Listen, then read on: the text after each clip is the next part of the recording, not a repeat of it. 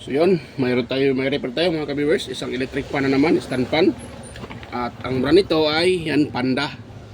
So repair natin to. At reklamo ng may-ari nito, walang power. Yan. So ngayon, try natin itong ito, salpak sa outlet. At atikinan kung yan po ay uugong or iikot. So yan, salpak ko na mga ka-viewers.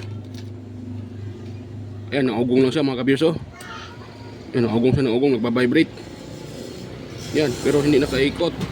Malambot naman yung ilis eh. Naugong siya mga ka-viewers.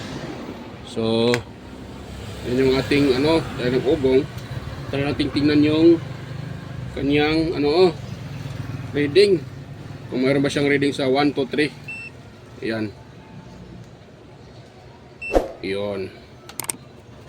So tingnan natin yung kanyang reading mga ka-viewers, kung mayroon siyang reading. So ito, lagyan natin dito at saka dito.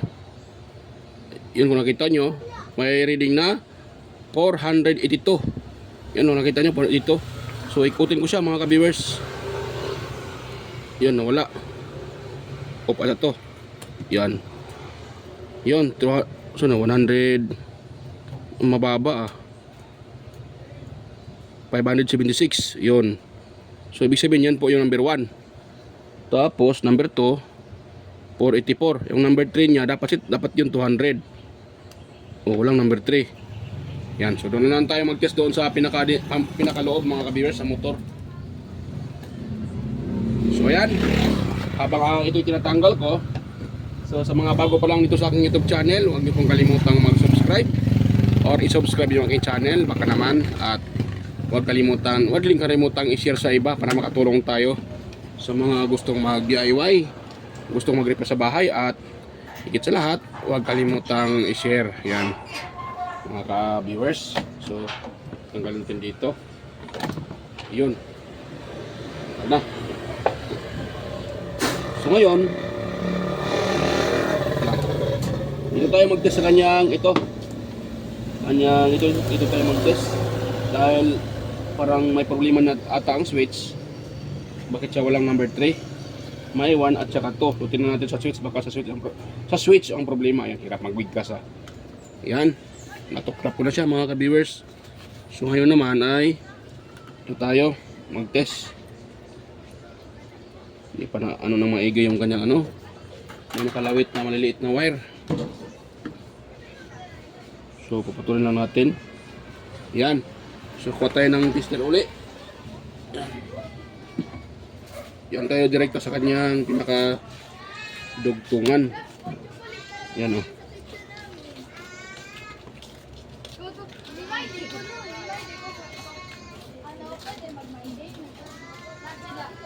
Yan, so dito tayo sa isa, sa blue. Dito sa blue mga ka-viewers. So yan, 358.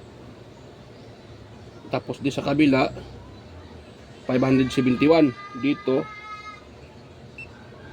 476. Bakit ito 500? Naloko na. 340. Ang number 1 naging number 2. Ang number 2 naging number 3. So may factory defect ito. Paglagay ito sa wiring, hindi magkapareho. Pero yung kulay naman, number 3 dito, tapat dito number 3. Yung red, yun yung number 3 eh. Yan. 476. Tapos yung puti 500. Dapat yung puti dito sa number 1. Ito 300. Hindi mag-steady Yan. 300 plus mga ka-viewers yung reading. So ito yung number 3. So dapat ito naman, ito 400. Dapat sana ito ang number 2 dahil 476. Ito isa puti na nasa gitna. Isa naman yung pinakamataas. Yan 570. Ang ganito kasi yan mga ka-viewers, pag once kasi sa speed niya, yung number 1, yan yung pinaka mahabang mataas na reading. Yung number 2 naman, yung segunda. At sa number 3, siya naman yung pinaka mababa. Ayan. So yun lang po mga ka-viewers. Dapat ganun, pero siya iba-iba yung kanyang reading mga ka-viewers. Yan Iba-iba siya. So bakit siya umuugong? So try natin i-test yung kanyang dito. Dito tayo mag-test mga ka-viewers sa kanyang kapasitor. Patuloy natin, try natin i-test to kung ito ay good pa ba. Baka ito ay hindi na good. Na dapat itong dalawang wire na to sa kapasitor ay may reading. Yan, dapat ito nasa mga 800 or 1000 plus or 1 kilo ohms, ganun. Kung ma-read siya ng 700, 800, so good siya. Hanggang 1000. Yan, ito naman tayo sa kanyang motor. Kaya pala. Dahil motor na ang problema, you know. Mababa yung kanyang ano sa motor, you know. Mga kabirso. Nagtaka ako, bakit yan 300 na lang? You know? 100 plus, 300, 100 plus. So wala na. Sa motor ng problema nito mga ka-viewers. Maabot siya ng 500 tapos not stable pa. Ano? So ito tingin ko lost contact. So try natin i-open to kanyang motor at ating i-repair. Dahil sayang din naman ito, baka pwede pang ma-repair kahit ito ay aluminum. Ayan. So try natin siyang i-repair. So pause ko muna mga kabisat, tanggalin ko muna itong mga cover niya. Pakita ko lang sa inyo pag nasa motor na ako or na ano ko na yung motor. So yan. So yun na mga ka-viewers, na-open ko na yung pinaka-motor. At ito na po siya. So, yan na po yung kanyang motor. So siyempre, asahan talaga natin na aluminum talagang ang laman niya sa loob. Yan. So dahil ganun yung problema niya, mababa ang reading nito. So tingin ko dito na naglo-lose contact sa kanyang mga dugtungan mga ka-viewers. Yan, sa kaya i-open na naman natin itong dito. Yan. Isa-isahin ko yan. So pag-open, yan, para makita nyo mga ka-viewers kung paano ko siya ni-repair. Yan. So open natin yan. Putulin ko lang tong cable tie. Cable tie, yung tahi niya, yung kanyang pinakaano. So dito, dapat magdandahan tayo dito mga ka-viewers dahil ito ay aluminum, konting galaw lang, siyempre ito ay napuputol kaagad. Kaya iwasan natin na hindi tayo maputulan pag tayo nag-repair ng ganito. Kaya nga yung iba, pag ito ay nasira yung kanyang fuse, kaya minsan mga ito mayroong fuse ito ay nirekta na lang. Pero ito ay tingin ko wala siyang fuse mga ka-viewers. Mayroon pala. Ayun yung fuse niya sa lalim mo. Yan yung puti na yan. Yung iba pag iyan ay nasira, nirekta na lang dahil nga pag ito ay nalungkat mo, pag medyo wala kang ano dito, mabigat yung kamay mo sa pag ano. Yan yan, napuputol yan. Yan, kadalasan talaga napuputol talaga ito mga ka-viewers. Kaya yung iba para hindi maputulan at ma-repair pa yung electric pan, i-bypass na lang. Yan. Yun. At dito naman tayo sa isa. Yun. Ito na, putulin natin para ma-open natin yan. At dahan-dahanin natin siya. Ready ka na naman. Dito tapos yan.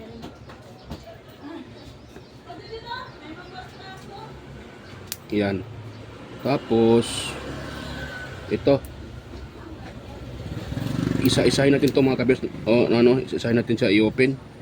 Baka ito ay naputol dito o nag-lose contact. Minsan talaga dyan sa ganitong mga klaseng motor, dyan sa dugtungan mga ka-viewers na ano yan, dito yan napuputol.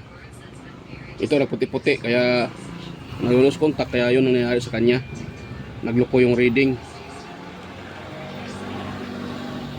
Yan, open na natin to. Ayun, so goods naman dito. Wala, hindi naman natanggal. So ngayon dito tayo sa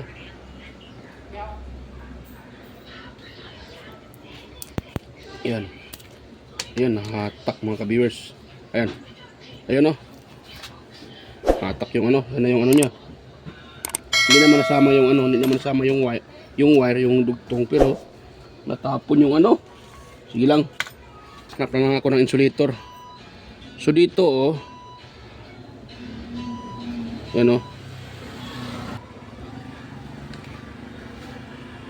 so dito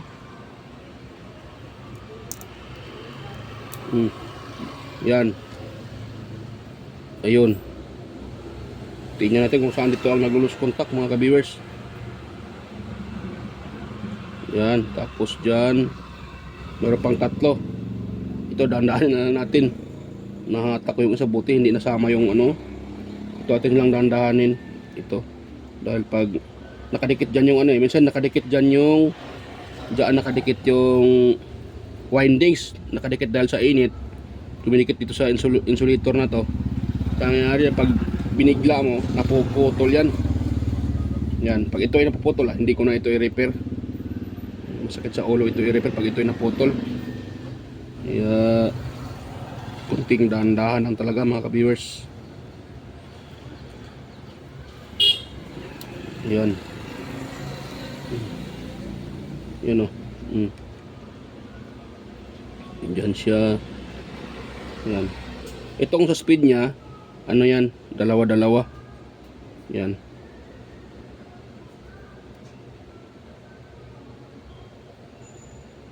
Hirap itong tanggalin dahil dumikit. Kailangan mo siyang dahan-dahanin. Dito. Kung wala tayo makita, ito isa-isahin natin, lihinangin natin yan lahat para magkaroon na magandang mga ka-viewers, magandang connection.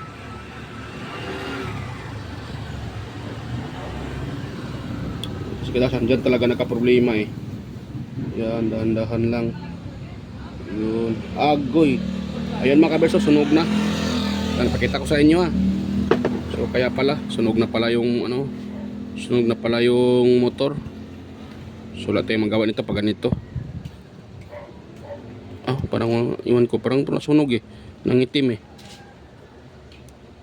yan, hindi na ito matanggal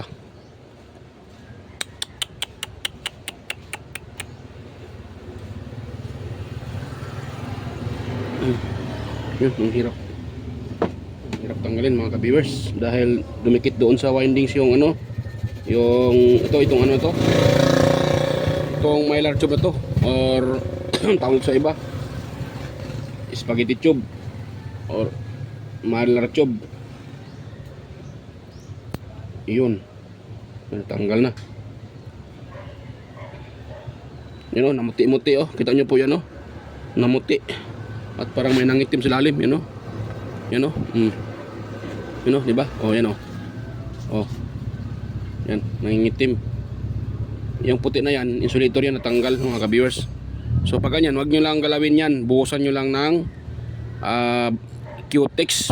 Pwede pa yan mga ka-viewers. Buhusan nyo ng Q-Tex dyan.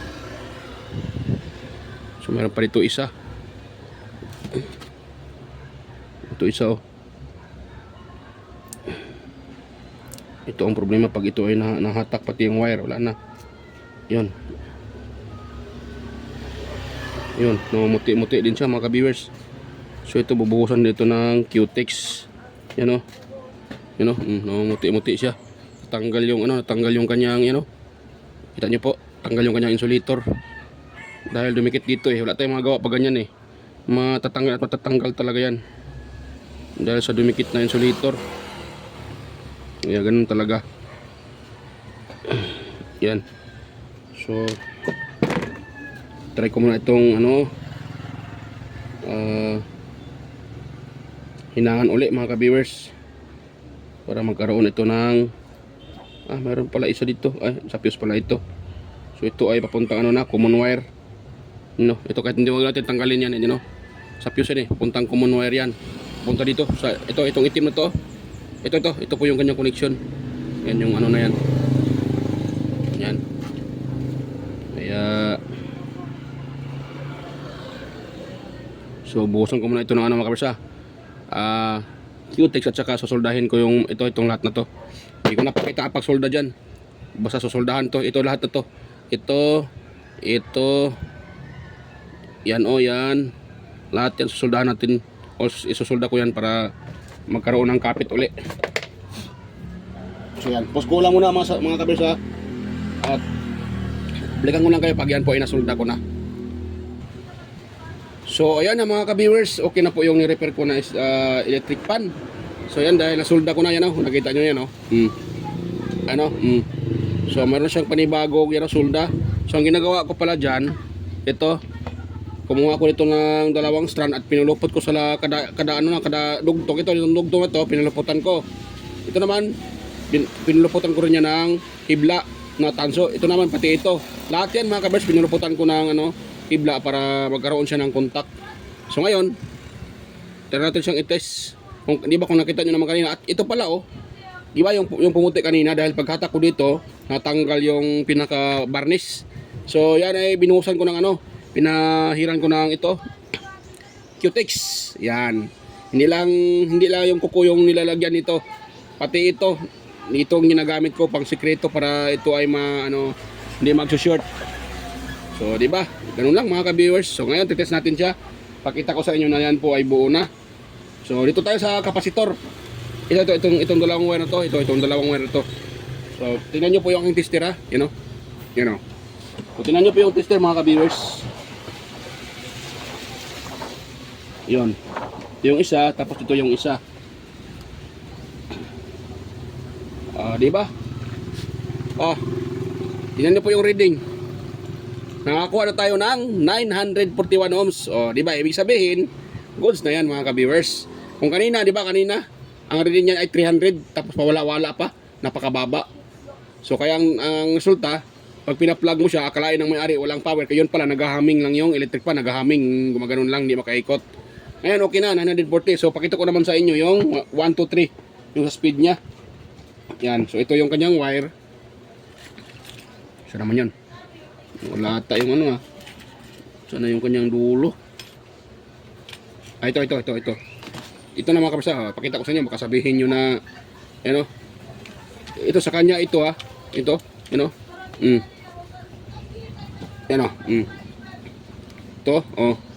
sa kanya yan mga ka-viewers na wire. Ito yung kanyang, pinaka liigan or liig niya. So, yan, ito natin dito. Ayun naka-reading tayo ng 470. Ito po yung sa speed na reading. So ito ay itatransfer ko dito. Repeatin ko siya. Hirap mag mga kabis. Hirap mag yan nawala. Yan po yung kanyang off. So repeatin ko pa siya uli mga ka-viewers. 624. So yan po yung number 1. Tapos yung number 2 niya ay 500 plus. Yan, number 3 na ata. Lang. Yan, number 2. Ayun 569. So yung kanyang number 3 ay 400. Di ba? Sunod-sunod. So okay na yan siya. Pag ganun, okay na yan siya mga kabirso. Yun ang number 3 469. Di ba? Goods na. Meron ng 1, 2, 3 at sunod-sunod. Number 1, mataas yung reading. Number 2, bababa konti. Ang sa number 3, bababa siya. Yung pinakamalakas ng ikot, yan naman po yung pinakabababa yung reading. So goods na yan. So yan po ay assemble ko muna. Hindi ko na ipakita sa inyo ang pag-assemble nito mga kabersa para ito po ay matapos na. So yan, assemble ko muna mga ka-viewers. So yan mga ka-viewers, tapos ko nang ma-repair itong electric man to. At the same time, na-assemble ko na. Yan nakita nyo. At nilagyan ko na rin ng LC para makita nyo pag itetest ko. Hindi ko na nilagyan siya ng cover mga ka-viewers para makita nyo na ito ay naikot na. Yan So ganun lang yung gagawin ko at ipa-plug ko yan para makita nyo. So yan po ay naikot na or okay na. So yan, kita nyo naman kanina, yan po ay naugong lang at may problema doon sa kanyang motor. At ang ginawa ko naman doon ay ang tawag dyan, sinulda ko yung mga dugtungan doon, hininang ko uli. Siyan, test natin siya mga ka-viewers. Ayan gumana ka agad mga ka-viewers. Ayan. Diba? Gumana siya kaagad. Ayun, nagana na mga ka-viewers. So goods na. Umikot na. Kanina hindi ito umikot at naghahamon lang. Yan, malakas pala yung niya Ayan So malakas yung kanyang ikot. Diba? So malakas yung ikot niya mga ka-viewers. Ayan ko uli. Ayan Parang number 1 pa ata yan mga ka-viewers. Try natin na yung number 3 ha. Ayan So nakasit yan sa number 1. So number 2 natin. Ayan Try natin uli. So number 2. Off na pala yun. Kagwang na. Yan pala ay off. Yan. Yan nata ang number 1. Yan ang number 1. Yan yung kanyang number 1 mga ka-viewers. Yan o. Number 1. Tapos, shoot natin sa number 2. Yan, number 2. Yan. Tapos, number 3. Yan, number 3. Malakas pa pala siya. Malakas pa yung ano. Okay pa yung kanyang kapasitor mga ka-viewers. So yan. Okay na mga ka-viewers. At bago tayo magtapos, shout out sa inyong lahat mga ka-viewers, sa mga silent viewers and organic viewers. Yan, mega loud shout out. Sa mga palaging nanonood sa aking mga upload, mega loud shout out po sa inyong lahat. At yan, ganun na rin sa mga palaging nagko-comment. Yan, sina si Sergio na Santiano. Shout out sa inyo sir, Sergio Santiano, Sir Alex Paroni. Yan, shout out po. Yan. Kaya sina si Sir Randy Trinidad. Yan, shout out po. Alex Paroni. Sina si Sir Florindo Isidro, Sir Manuel Madukon, Ferdinand Lopez. Yan, shout out sa iyo sir, Ferdinand Lopez. Edgar Junior Rodato Talavera, Edgar Macam. Ayan. Kay Vicente Biboso Bandikilyo, kay Renald Nakasiano ng Jimmy Cavite, kay Sir Donato Matias from Tansa Cavite. Shout out po. Tama ba ako? Tansa Cavite. Beljan Calderon and Perderong Quillo, si Emerald Quillosa, Cesar Plestado, Anastasio Certisa, Darmin Cercres Legitimas. Yan. Kay Sir Jeffrey Nobilias, Damaso Ramos, at kay Sir Roldan Mendoza. Shout out sa iyo sir, Sir Roldan Mendoza. Chingching Magsano, Ronnie Halipa. Shout out sa iyo sir, Sir Ronnie Halipa. Yan. At kay Warley Santilises. Yan, shout out. Kinit Kanyete, Nonoy Valles from Tansa Cavite. Hindi pala si Sir Nonoy Valles para yung Tansa Cavite. Namali pa ako. Liberato Kunda, Noel Di Guzman, yan. Leo Pagaduam ng Nueva Ecija, Donato Matias, yan. Junior Colita, Zios Gaming, kay Jason Presilas, John Rex Sapasap, Miko Javier, John Johnny Arisgado, Jan Del Jan, Mary Jobilin Bajanon, John Acebido, Johnny Ben Pardillo. Shout out sa inyo mga sir. At yan, shout out din sa aking mga kapwa technician,